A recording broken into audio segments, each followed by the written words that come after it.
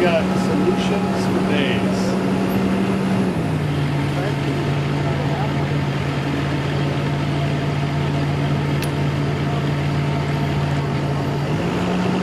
It's not an air control device, it's a microphone holding device. That's what it is.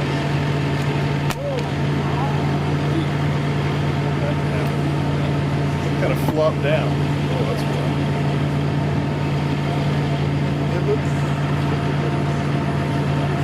And it just slides around.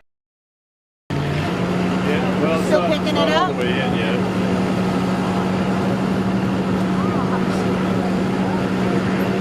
So let it flip around.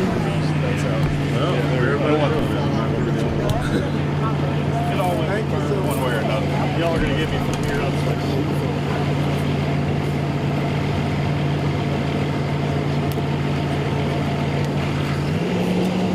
Everybody's got cords.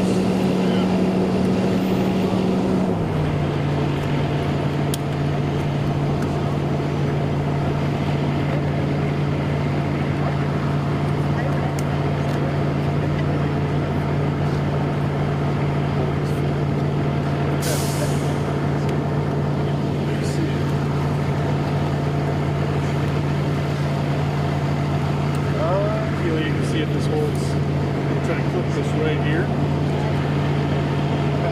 You want to make sure it's still running.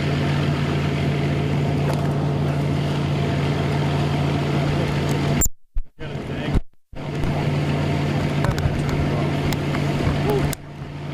Okay, good. Okay, now how's everybody's sound? 1, 2, 3, 3, 2, 1. Everybody's good to go. Sound on, everybody. One more time. 1, 2, 3, 3, 2, 1.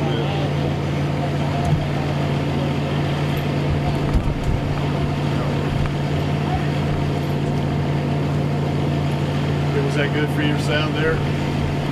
Yeah. Okay, everybody ready? We'll start in a few seconds.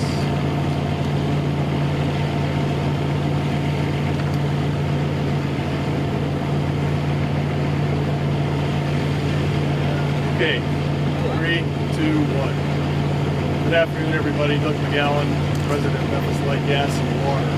Thank you all for being here today. We're in the community of Lucy, which is very near Millington, Tennessee, an area that was hit particularly hard by the storm. What you see behind me are some MLGW crews making some of the necessary repairs to the infrastructure that was damaged during the storm. I'm happy to report today that we have restored power to more than 100,000 of the customers who were impacted, but also acknowledge that we still have work to do. There are 22,000 of our friends and neighbors who still need power restored. And so before I go any further, I want to say to all of those customers, I'm sorry for what you're going through. I know how difficult it can be in the absence of a utility and a commodity that you rely on for your daily life to help you cook, clean, and stay cool, importantly.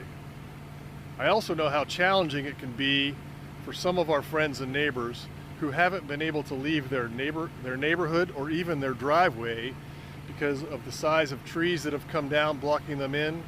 Those trees are many times entangled with electrical infrastructure that our team has to neutralize before that tree can be moved.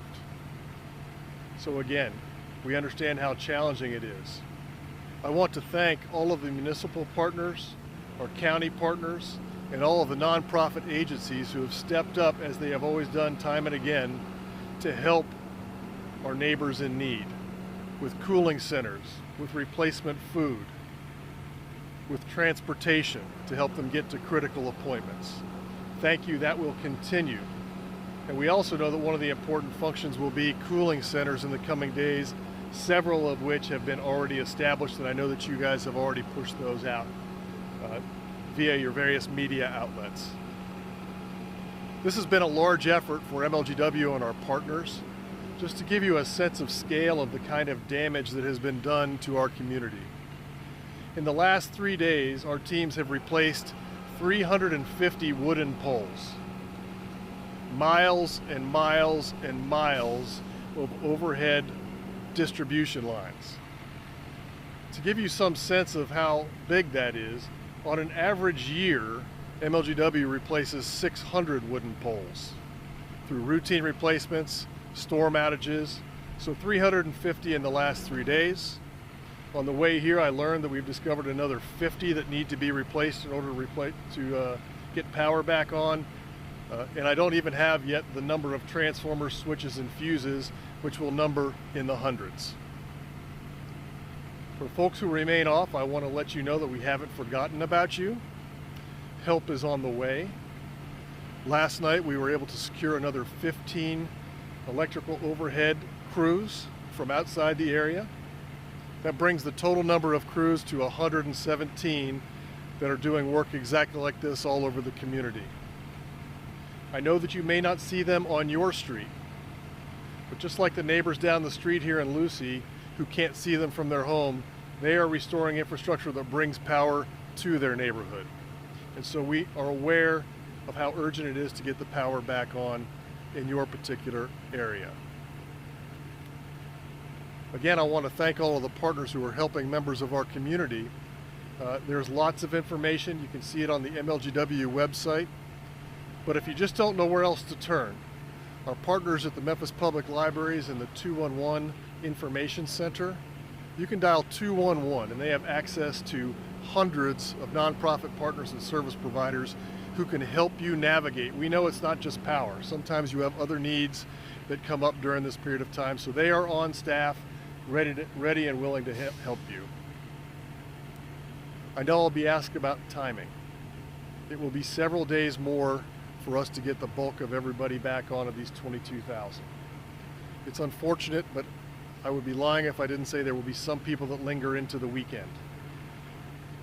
You are here, and I hope that the press will get a good look at some of the infrastructure damage that's around us. Some of it is very severe, meaning that we have a very complex restoration process to get everybody restored. It is our aim to get as many people restored as quickly as we possibly can, and that's why we sought all those additional resources. So we understand how urgent the situation is, especially with the heat, and we're going to do everything we can to get your power back on as quickly as we can. And so with that, I'll stop and take questions. No, I cannot assure you that this will never happen again. Just like the folks in New Orleans, when Katrina hit, we're hopeful that there would never be another tropical storm that came through a hurricane. The weather is going to have those kinds of impacts. What I can tell you is that, again, help is coming. Over the next 3 years, with more than $1 billion of investment into our infrastructure, we are going to make it much more resilient and reliable so that we can withstand your typical storms that come through. This one is out of the ordinary, the 6th most destructive storm that we've seen in our history, on par with Hurricane Elvis with respect to the complexity of, for those that have been around, they'll remember Hurricane Elvis, on par with that level of complexity with restoration. But we will see significant reliability improvements, significant resilience in the face of storms. Yes, ma'am. You know, I know you've heard the call, bury the line. Yes. You know, you are saying, you know, I know that you Yes. bury the line. So I want to say 2 things about burying the lines. There are neighborhoods today that have their infrastructure underground that are without power, because the power comes to those neighborhoods in overhead distribution lines at some point, whether it's from the generation point, the transmission point, down to the distribution system. So it's always going to be susceptible. That is a conversation we can have, but I want everybody to know 40% of our infrastructure is already underground, 60% is overhead. The estimate that we have that I've given before is that it will, at a minimum, double everyone's base electric bill forever to bury all of that infrastructure underground. And so I know people are struggling to make ends meet, rent, utilities, food. And so I want to be mindful of that, and we want to make sure that we invest every dollar to get the most return on that dollar. And I want to just emphasize, just because it's underground does not mean that it is impervious to outages. We have significant number of outages that are underground today. So that is one part of the solution, but there's a lot of other technological things and hardening that we can do. Vegetation management is most important. I mentioned it yesterday. I am asking City Council at the next meeting to approve $220 million over the next 5 years to get us back onto a 3-year cutting cycle. Historically, 40% of our outages are just due to trees and vegetation. That is much higher in the case of this storm and recent storms. If we get that back, we will have at least a 50% improvement in reliability just by doing that and replacing old infrastructure. What other questions? Our viewers do not want to foot the bill for this outage to assure that the bill will stay the same. Yeah, so we have emergency funds for this. There has been an emergency declaration. I know that the mayor of Shelby County is going for a federal declaration. There is a reimbursement threshold through FEMA that will help us reimburse some of this cost. So this will not have any impact on anyone's utility rates because this is built in to the kind of operation that we do. Any other questions? I know you said several more days, then 5 days. Is anything more Yeah. specific about I will. restoration? And since we're being specific, I would just like to correct the record and say it's been 3 days and 18 hours. So we're not yet at the 4-day. Remember, Sunday at 7 o'clock is when the power went out. As of now, it is exactly 90 hours and 10 minutes that the power's been out. I understand that that is still too long. Every day that goes by is still too long. So I am suggesting that into tomorrow, we should have a substantial amount of the restorations done, but there will be some number of customers that will linger into the weekend. Apologize for the glitch, but it's still here. Residents saying they're having their first reported outage. When will it get fixed and how many times will it call? Okay, so I think I heard that. This is the question was about the call-in where customers are getting an indication that it's the first time they're hearing about an outage. Our team brought me a solution this morning that they have implemented, so I would encourage people, if they are still seeing an outage and they think that we don't know about it, to report it. I want to explain one more time just how the system works. Our distribution system is made up of 400 circuits. That's the main circuits that bring energy to our neighborhoods and serve about 11 or 1,200 customers. When we restore power to that circuit, the system assumes that everybody's back online. That can mask a problem in one of the laterals that serves a particular street. So when customers may get a message that they're back on, that lateral may be out. When we fix that lateral, we will say, you're back on. But quite frankly, there could be a transformer that's off that lateral that's out, and so we have to go fix that. And finally, when we fix the transformer, there can be between 4 and 10 families on a transformer. We'll say, you're back on, and they will say, no, we are not, which means there's a problem from the transformer to their house. The reason that is an issue is because we cannot see through the entire system to pinpoint today where the problem is. Some of the improvements that we're going to be making will give us a better idea of the fault location so we can more quickly get to it. I know that's frustrating. I wish I had universal view of every outage, but we have to discover it while we're restoring. I know that's frustrating to individuals, but it's helpful to us to know that you're still out.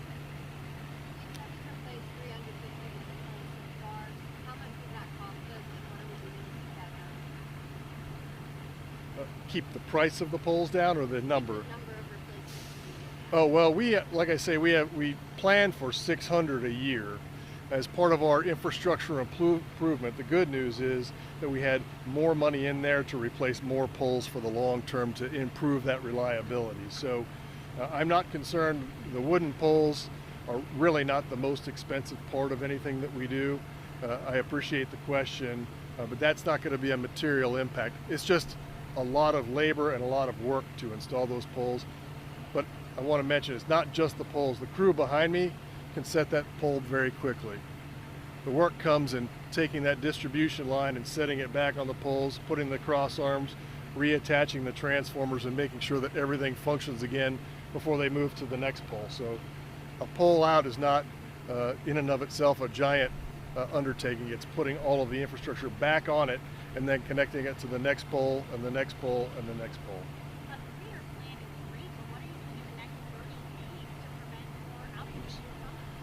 Well, so there's little you could do in the next 30 days besides Make sure that you're as ready as possible for the next storm. That means having people at the ready, contractors at the ready, and then looking at your critical infrastructure and things that you know that need to be replaced, replacing them. In the summertime, it's difficult to take things off for maintenance because our load is very high with the heat and the number of air conditioners that are running. And so you really don't want to take something off because then you could risk overloading another. So it's a challenging time to do it. We try to do that what we call the shoulder seasons, spring and fall, when the load is very low. And we have made substantial improvements to our distribution networks, our substations, those kinds of things. So, yes, sir. Are y'all doing anything for your crews to try to, they're out here, they're up in the air, they're in the sun the whole time. Yep. What are y'all doing, I guess, to protect them while they're Thank you. out in this 100? Yeah, thank you for bringing that up. That was going to be my final point, and I appreciate it. The guys who do this work are incredibly dedicated to the people that they serve. We want to make sure that they do this restoration safely. The work they do can be dangerous. That's why they take a lot of safety precautions and why they are very deliberate in what they do. You will see the crew here working in the heat and in the sun. There are times when the lines are energized and they have to put thick rubber gloves and sleeves on over top of their fire protective gear. And so making sure that they're hydrated. We have water on every truck. We have Gatorade delivered. We're asking them to take breaks on a regular period of time to get in the shade and take a break. And we are actively monitoring. We have some of the members here who are part of our safety department that go out and routinely monitor crews, make sure they're well hydrated, make sure they're well fed and well rested. But it is an arduous job, and the dedication of these folks cannot be overstated. And I am very thankful that they've chosen to do this work for us. Okay, I'm sorry, I'm not hearing your question, sir. Well, it's certainly, the heat does impact the ability to work quickly because everybody's working just a little slower.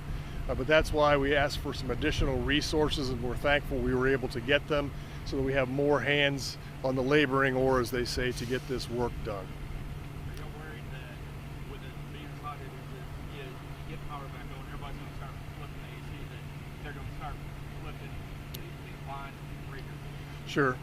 Yesterday we asked, and we continue to ask everybody to make sensible choices.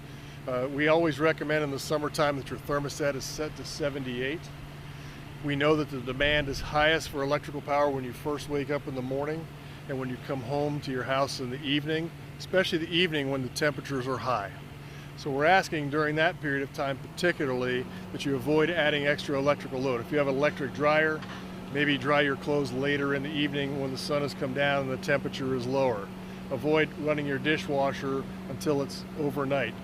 Anything that reduces the amount of electrical demand.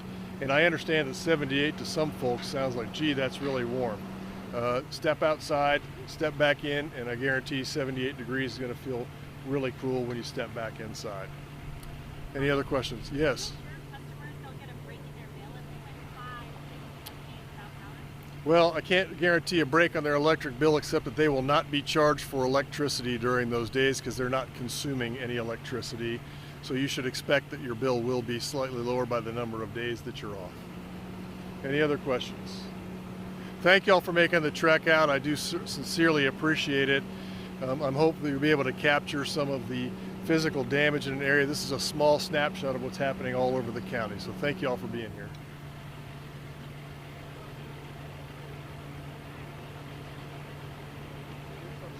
I had somebody's phone.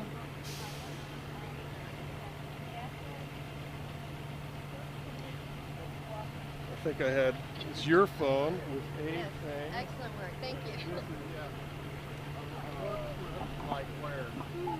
You said this not. Here, you want to film him? I just wanted to shot. We can't get a